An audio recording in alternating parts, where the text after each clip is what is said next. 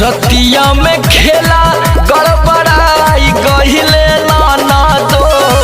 साया में सजनवा हेराई गहिले नाना दो